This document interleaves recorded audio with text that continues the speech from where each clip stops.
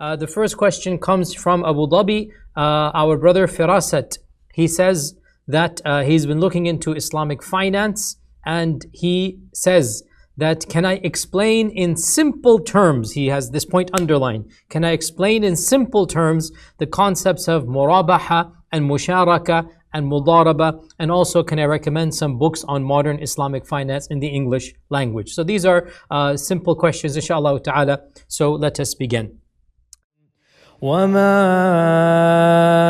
أرسلنا من قبلك إلا رجالا نوحي إليهم فاسألوا أهل الذكر إن كنتم لا تعلمون.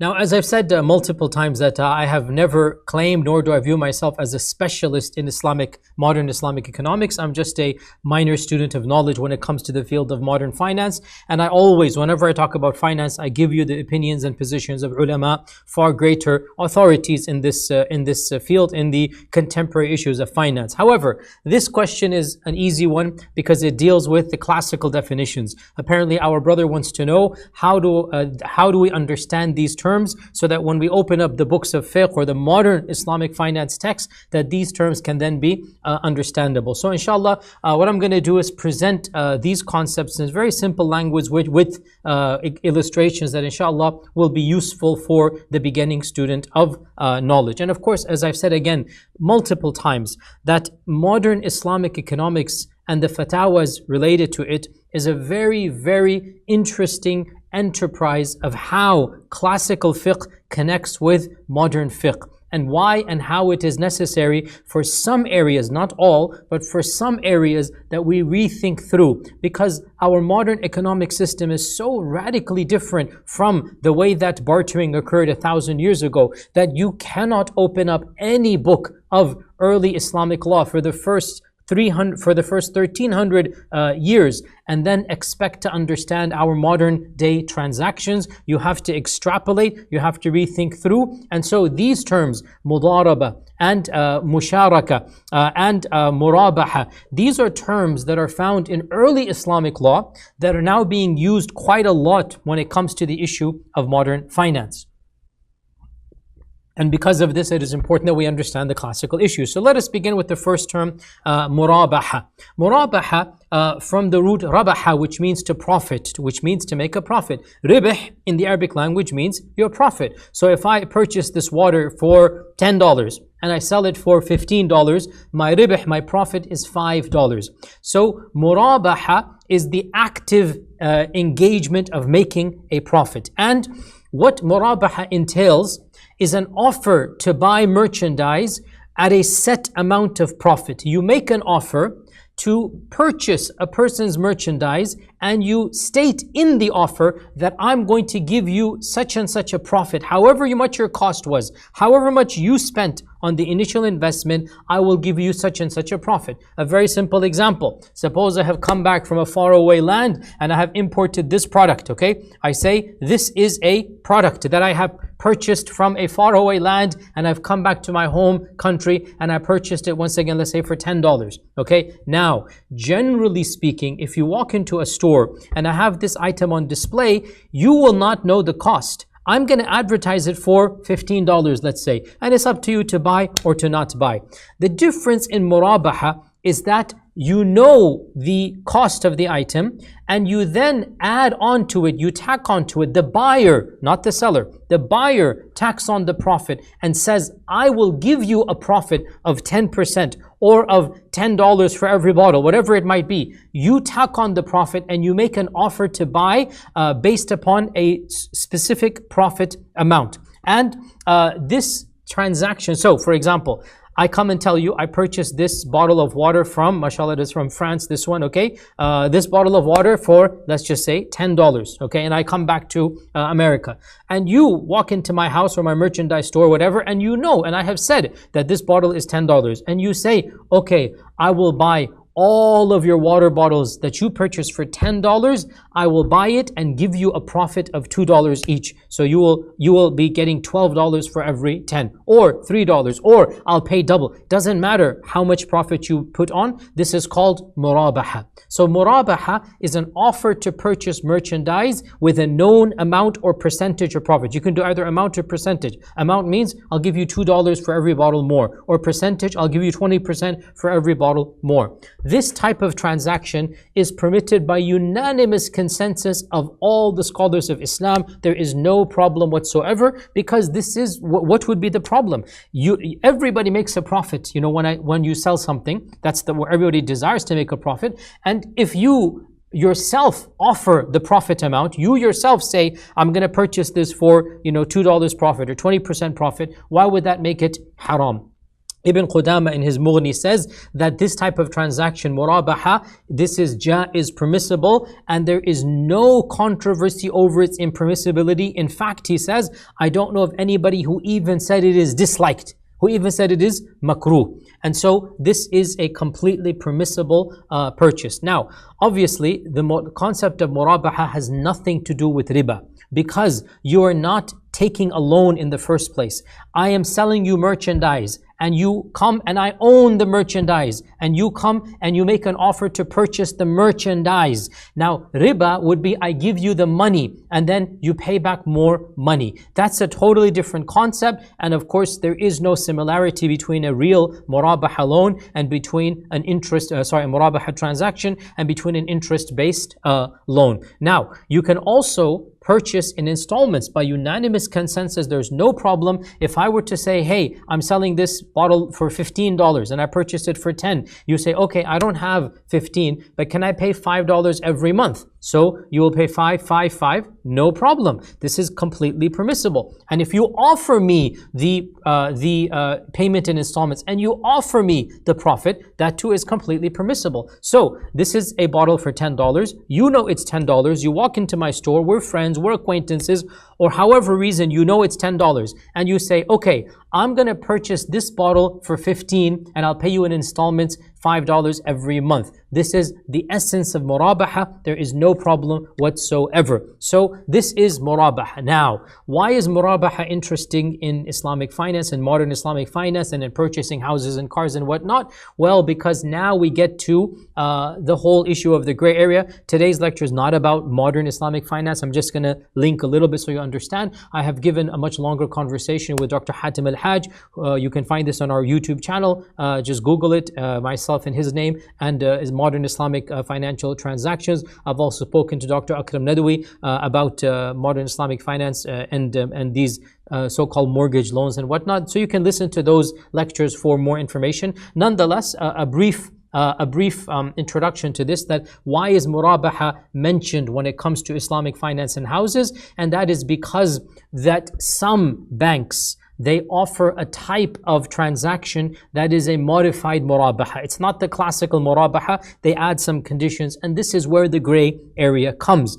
Now, the modern Islamic financial transactions that banks do, they try to make it obviously more user-friendly, and they try to make it more pertinent to the culture that we live in, and sometimes the conditions that they add are considered problematic. For example, some scholars, very small group of scholars, will problematize the fact that you go to somebody and you tell them to purchase when they had no desire to purchase. This is the first issue. So suppose I don't have this bottle of water, but I can afford it. I am the person who has $10. You don't have $10, but you want this bottle of water. What if you were to come to me and you were to say to me, hey, can you go to purchase this water, and I will pay you murabaha loan. I'll give you a profit of 10-20%. I promise you I'll give you the profit and I'll pay it in installments, right? And so the bank will go purchase the house or the car. The bank had no desire to purchase the house or car. It will purchase the house or car for, let's say, 100,000, and it'll then, you have said, I promise you I'm going to make a 15% profit for your house or purchase. So then you sell it 115,000 and you sell it in installments. Every month he's going to pay 2,000 until the entire house is paid off. This is called this transaction is called bay' al-murabih بيع المرابحة للآمر بالشراء. بيع المرابحة للآمر بالشراء. The concept of murabaha, but now somebody is commanding you to buy the merchandise and you didn't have the intention to buy it. Now this is, again, here's where we're making a classical concept try to fit to our understandings of how the modern world works, and in and of itself there's nothing wrong with that, but again the issue comes to what level can you add conditions. The vast majority of modern Islamic finance experts have said that this type of transaction is permissible with some conditions, and of those conditions is that the bank or the middleman or the rich person actually owns the merchandise and acquires the merchandise and puts it in his name and then sells it on to you. So it's not just going to be a paper transaction that this bottle of water remains where it is and the ownership is transferred from the first owner to the third person, and the middleman is simply just giving the money and taking the money and whatnot, because then it becomes very fishy. However, if the middleman, even if he's told to buy it, if he says, okay, now it's my water bottle, you know what, I have the right to change my mind. Even if you told me to buy it, well, that's your request. Now that I own it, suppose I want to sell it to somebody else, I have that right. Or I can sell it to you based upon our verbal agreement. All of this is something that makes certain problematic areas less problematic, i.e.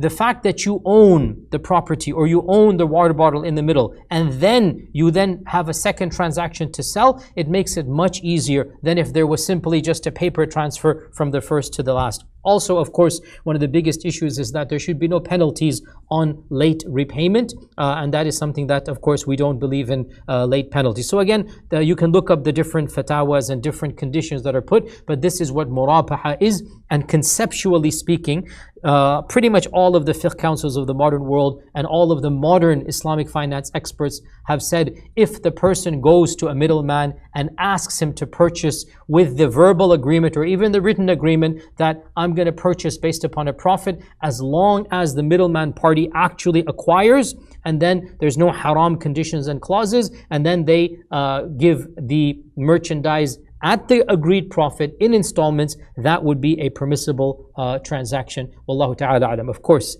in reality, banks add so many conditions and clauses to such murabaha loans, and this is where Islamic banks, this is where the problem comes. So we're not going to go over there, as I said.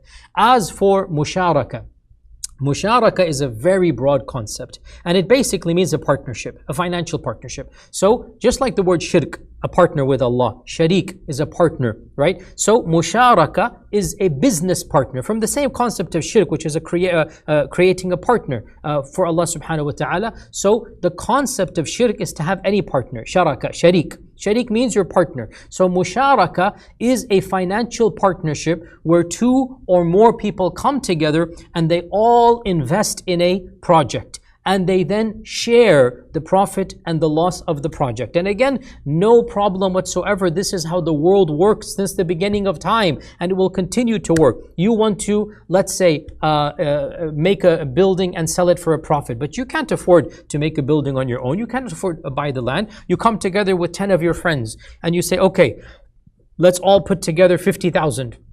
And then we have 500,000. We will purchase this plot for 150, 200. We're gonna, build a house for, 300 something dollars. Then we'll sell it for $600,000-700,000. So we pooled together. We got $500,000. We made the project. We did it. Now we're gonna sell the house, and then we're gonna make a profit off of it. This is called musharraka, and it's very straightforward, conceptually speaking. Obviously, you can have infinite types of partnerships, what percentages, how many people, to what percent each person is required to invest, what are the rights and privileges of every single partner, because you don't have to share the exact same rights and privileges. What are the percentage profits, and can you get more profit than your initial investment? So for example, if somebody invested 30%, another person invested 70%, must the profits and loss be shared at 30 and 70, or can they renegotiate because one of the partners is more involved with the project than the other? These are all questions that our fuqaha have discussed, but the concept of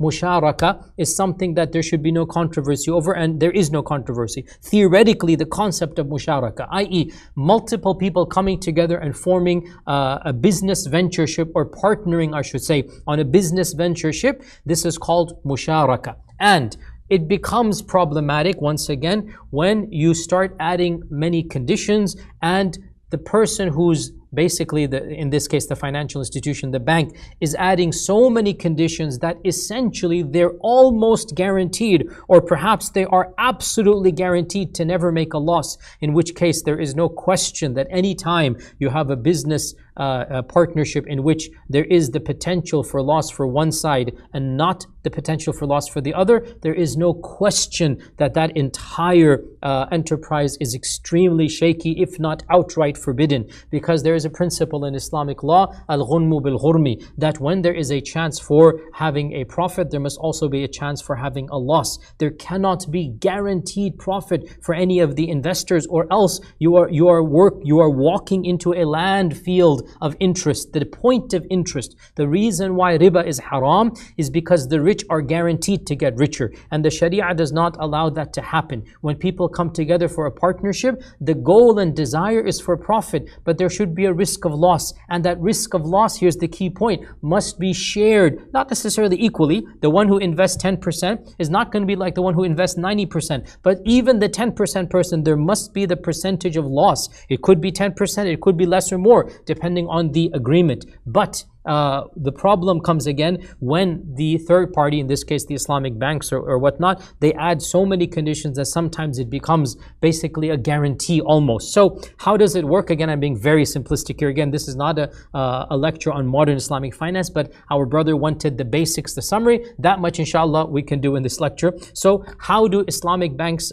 function on the Musharraka model? So the bank and the buyer of the house will enter into a modified musharraka, where they will both purchase the house. 5% is owned by the person, 95% by the bank, because the person gave only 5,000, the bank gave 95,000. Let's say house is 100,000. So the bank owns 95% and the person owns 5%. Okay, technically that's allowed, no problem. But then the bank puts the condition that you must purchase my 95% share. Okay, that too is not a problem. You can have that condition. But then the bank puts another condition. But in the meantime, I own 95%, so you need to pay me rent on that. And so what ends up happening, and again this is, so you have a diminished musharaka al-mutanaqisa al-muntahiya bit-tamlik, you have a diminishing partnership over time. That end result is that you continue to increase your percentage ownership, and eventually the bank becomes 0% owner and you become 100% owner. This is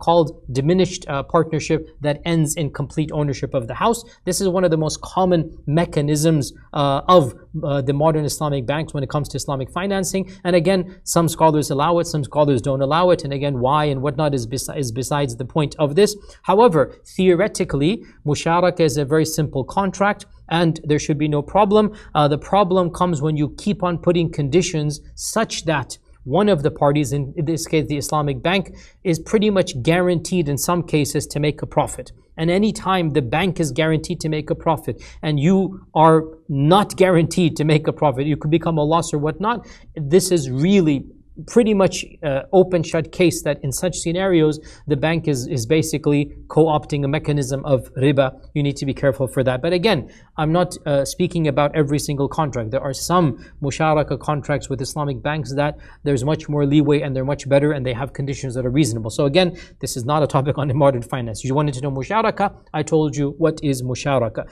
And the third term you asked about, dear brother Firas, is mudaraba. And in fact, Mudaraba is a type of partnership, it's a type of musharaka, and it's actually very, very simple to understand. Mudaraba is a musharaka in which one of the partners has the money and the others has the skill set. Simple as that. So rather than every partner coming with money, which is basically the common musharaka, if one partner has money and the other partner has a skill set, and the two come together to form a cooperation, a business venture, and they agree to share in the profits and in the loss, agree to the percentages. It doesn't have to be 50-50. It could be 90-10, 70-30, 60-40. However they want to decide, it's a mutually agreed upon partnership. So, for example, suppose that a person is a handyman, he's a carpenter, and he wants to open a shop to do his carpentry, but he doesn't have the money for a shop. So a rich investor comes and says, you know what, I like you. You're a nice guy, you're an honest guy, and I like your quality of work. I will finance the shop. you will do the manual labor, and the money that is generated, we split it, 50-50, 60-40, 70-30, 90-10, whatever they agree to. This is mudaraba. Suppose somebody has, mashallah, cooking skills, chef, a nice chef, and an investor says, you know what, your skills are so good, you should open a restaurant. And the person says, I don't have money for a restaurant. No worries, I will give you the restaurant, I'm going to finance it, I'm going to do everything, you are going to be the chef and whatnot, and then you bring in your sweat and labor, I'll bring in the finances, and then this is the contract. You must have the contract, you agree percentages, who is going to do what. All of this must be agreed upon before you enter into a mudaraba. In fact, again, by unanimous consensus, no problems. There is no again, Musharraka and all of these are conceptually no problem. How you interpret them in the modern world by adding all of these conditions is where it becomes a gray area. Our Prophet Muhammad sallallahu alaihi wasallam was involved in a mudaraba contract. You're all aware of it. He was, before he got married, what did he do?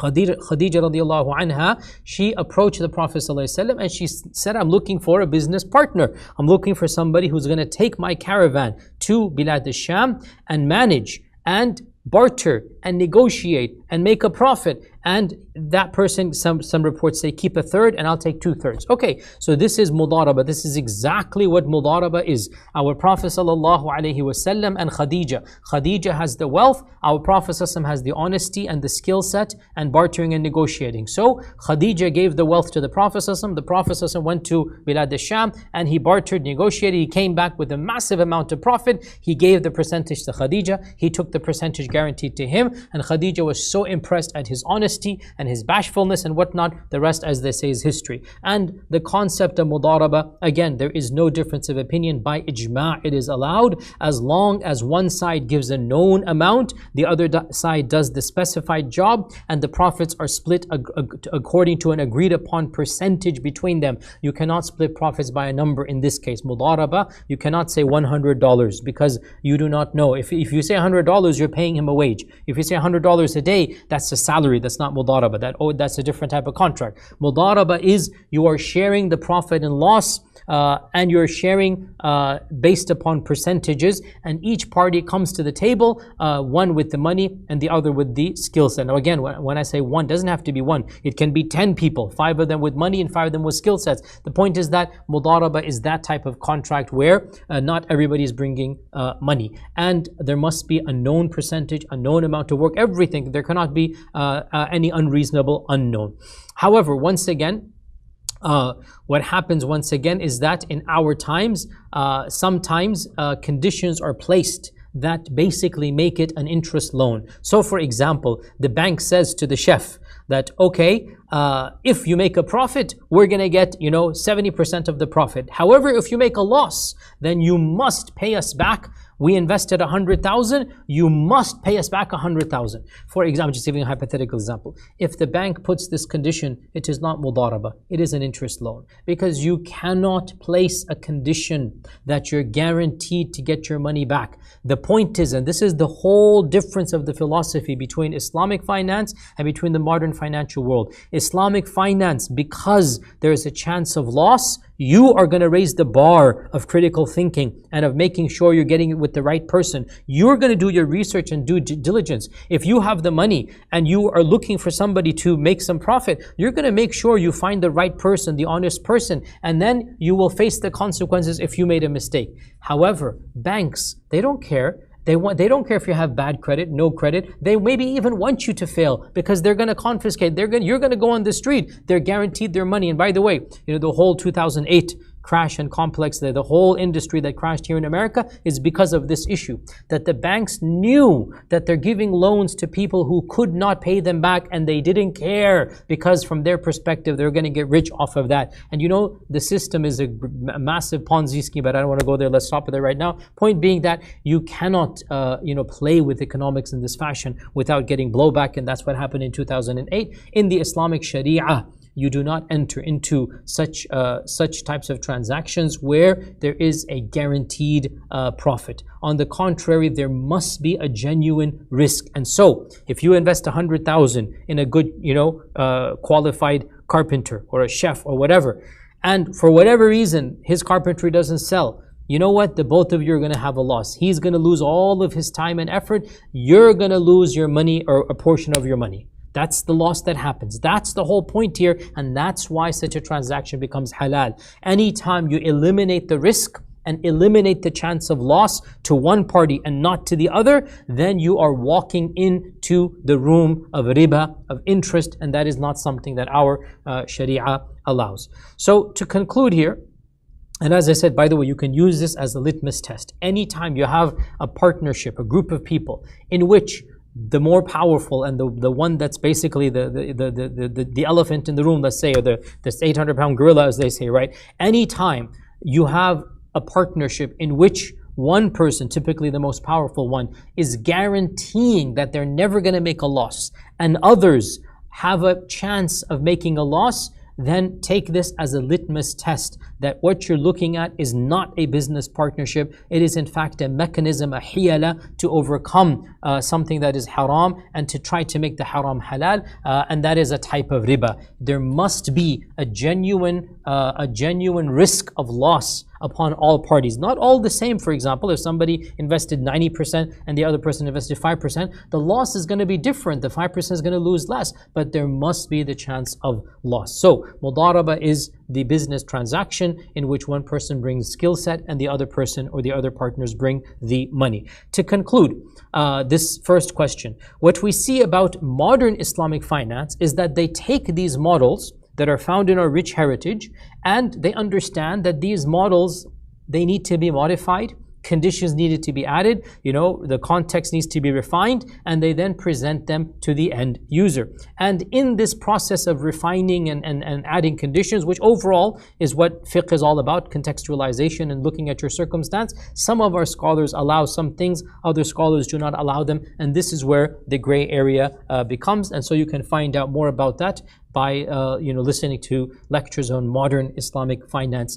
and you go to the experts for that. The brother also asked for a book list. I will recommend 3 books, and it doesn't mean I'm endorsing every single paragraph of these books, but you wanted a book list of where to begin. So I'll give you the first book by one of the most authoritative references on modern Islamic finance. I have skimmed through this book and benefited immensely from it. It is called An Introduction to Islamic Finance by Mufti Taqi Uthmani.